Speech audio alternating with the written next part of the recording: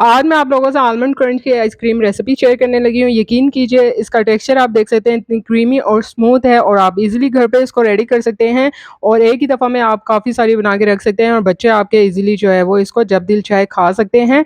आप लोग जो है वो हाइको की पैरालेल फ्लेवर खाते हैं अगर तो ये सेम वही टेस्ट है। तो चलते हैं रेसिपी की जानिब। अस्सलाम वालेकुम, welcome to my YouTube channel kitchen with Zaim. तो सबसे पहले तो अगर आप मेरे चैनल पे न्यू हैं तो उसको सब्सक्राइब कर दीजिए, बेल आइकन के बटन को प्रेस कर दीजिए ताकि मेरी आने वाली मज़ेदार और आसान तरीन रेसिपीज़ आपको बर वक़्त मिल सकें।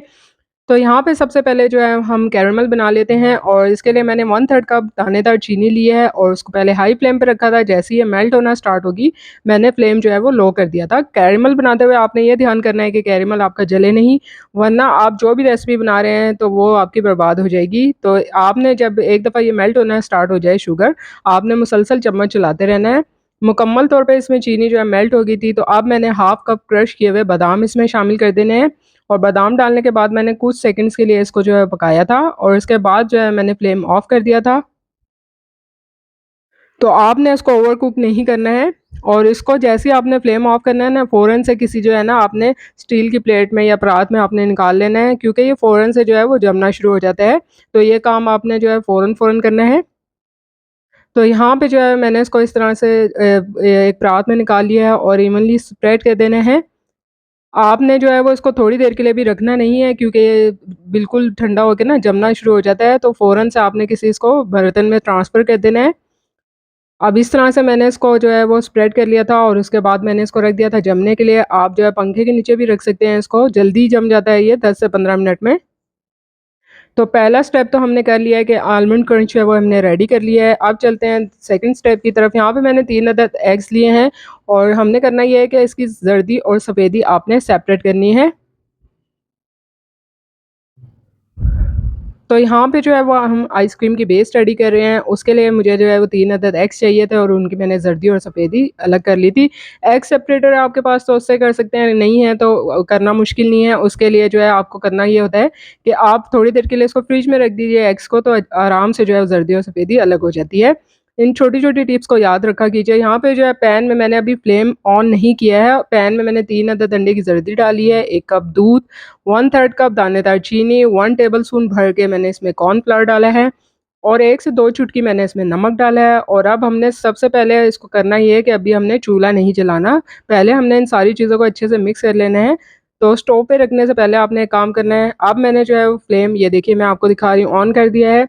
मीडियम फ्लेम पर इसको पकाना है, साथ-साथ आपने जो है इस तरह से व्हिस्कर चलाते जाना है, इसको छोड़ना नहीं है वरना होगा ये कि इसमें लम्प्स बन जाएँगे और ये पेंदे के साथ जो है वो जलना शुरू हो जाएगा लग के।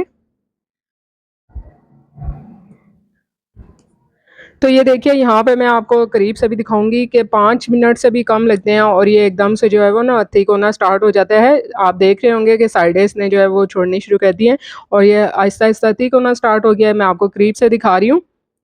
इस स्टेज पे मैंने किया था कि फ्लेम ऑफ कर दिया था। इसको थोड़ा-सा इसकी जो है स्टीम निकलने देनी है। उसके बाद आप इसको थोड़ी देर के लिए जो है ना फ्रीज़र में रख दीजिए। ताकि जो है अच्छे से स्टीम निकल जाए और ठंडा हो जाए। अब यहाँ पे क्रंच आप देख सकते हैं कि रेडी हो चुका है। इसको इस तरह से जो है हमने तोड़ लेना है, क्रश कर लेना है। किसी भी स्पून की मदद से आपने जो है उसको क्रश कर लेना है।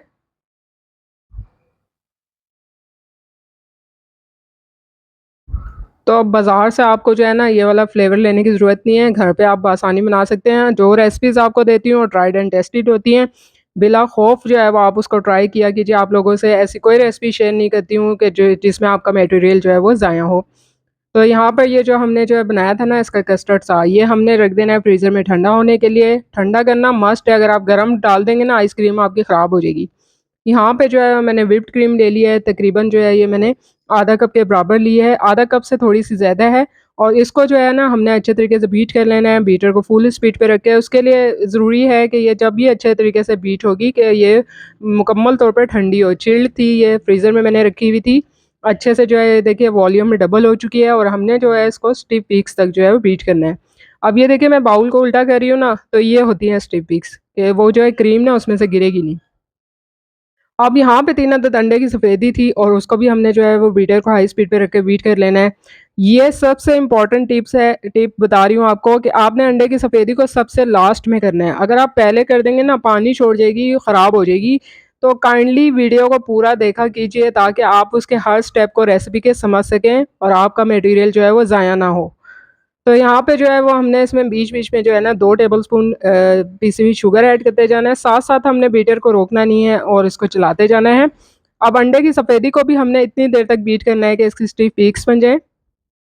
और स्टिफ़ पीक्स कैसे बनती हैं वो मैंने आपको बता दिया है कि जब आप बाउल को उल्टा करेंगे तो इसमें से जो है वो गिरेगा नहीं। ये देखिए, अब इस ये देखिए तीनों चीज़ें हो चुकी हैं, हमने एक बाउल लेना है और उसमें ये जो हमने फ्रीज़र में ठंडा करने के लिए रखा था ना इसका कस्टर्ड ज़र्दी का जो बनाया था वो डाल देना है सबसे पहले।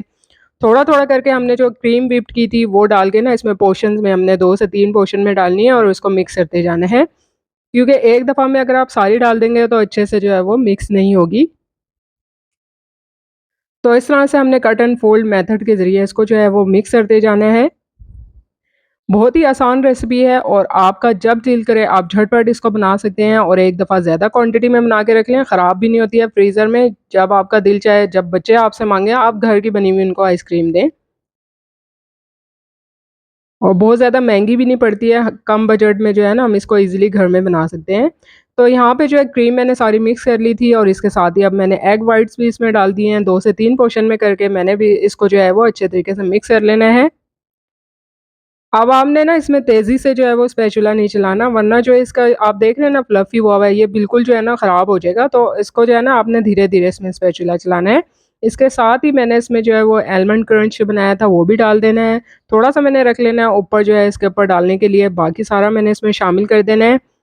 अगर आप चाहें तो इसमें जो है ब्राउन कलर भी ऐड कर सकते हैं, ना भी करें तब भी ये बहुत ही ज़्यादा अच्छी लगती है। और इसके अलावा मैंने इसमें जो है थोड़ा-सा वनीला एसेंस भी डाला था, 2 से 3 ड्रॉप्स ऐड किए थे। आप चाहें तो इसमें जो है वो आलमंड एसेंस भी ऐड कर सकते हैं। एसेंस डालने के बाद मैंने इसको मज़ीद अच्छे तरीके से मिक्स कर लिया था और उसके बाद एक कंटेनर में मैंने इसको डाल के, अभी मैं आपको डाल के भी दिखाऊँगी कि कितना सिल्की सा और क्रीमी सा इसका टेक्सचर है, ये देखिए। तो ऐसी आइसक्रीम ना आपको बाहर कहीं से भी नहीं मिल सकती। आप मशहूर से मशहूर, महँगे से महँगे ब्रांड्स पे भी जाएँ, क्योंकि ये घर की तैयार की हुई चीज़ है और आपको तसल्ली होती है। अब इसको हमने इस तरह से जो है टैप कर लेना है, उसके ऊपर थोड़ा-सा मैंने जो है क्रंच इस तरह से स्प्रिंकल कर दिया था। फ्रीज़र में हमने इसको रख देना, ओवरनाइट रख सकते हैं, 7 से 8 घंटे के लिए रख सकते हैं ताकि ये अच्छे से जो है वो फ्रीज़ हो जाए। तो चलिए अब ये रखते हैं हम फ्रीज़र में। तो देखिए यहाँ पे मैंने जो है वो इसको 7 से 8 घंटे के लिए फ्रीज़र में रख दिया था, तो ये फ्रीज़ हो गई थी। आप जो है वो बेहतरीन रिज़ल्ट्स के लिए इसको जो है वो ओवरनाइट फ्रीज़ कीजिएगा। मुझे आप लोगों को ये जो है क्लिप दिखाना भी था, तो इस वजह से मैंने फ्रीज़र से निकाल ली थी। आप देख सकते हैं कितनी ज़्यादा क्रीमी है, कितनी ज़्यादा सिल्की आइसक्रीम। तो आप लोग जो है वो जब तक इसको बनाएँगे नहीं ना, आप लोग जो है उसको समझ नहीं सकते इसके टेस्ट और फ्लेवर को। इतना ज़्यादा बेइंतहा मज़ेदार और इतनी ज़्यादा क्रीमी होती है, डिलीशियस होती है कि एक बार बनाएँगे ना आपका बार-बार बनाने को दिल चाहेगा।